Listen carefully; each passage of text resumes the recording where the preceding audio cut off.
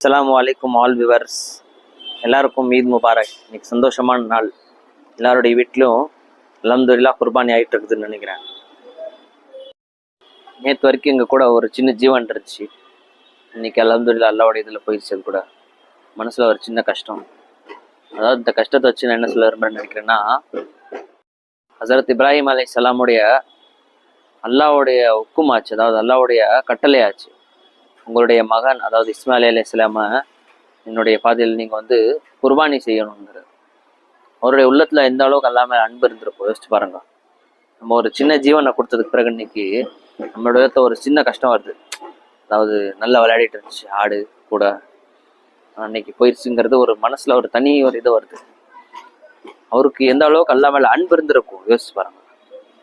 அந்த அன்புடைய குவாலிட்டி என்ன இருந்திருக்கும்? அந்த குவாலிட்டியில் நம்ம 1% புரிஞ்சிருக்கோமா? அதை பத்தி கொஞ்சம் யோசிக்கணும்.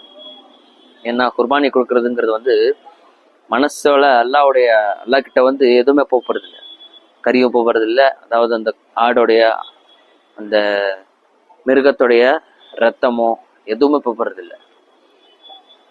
அல்லா கிட்ட போறதுன்னா நம்மளுடைய அமல் செஞ்ச குவாலிட்டி, அதாவது நம்ம அந்த அமலை எல்லாம் எந்த அளவுக்கு சொல்லியிருக்கிறானோ அந்த மாதிரி நடத்தி காட்டுறது. இதுதான் உண்மையான குர்பானி. இதுல எந்த விதமான காட்டுறது இருக்கக்கூடாது. அதாவது இதுல எந்த விதமான பந்தா இருக்கக்கூடாது.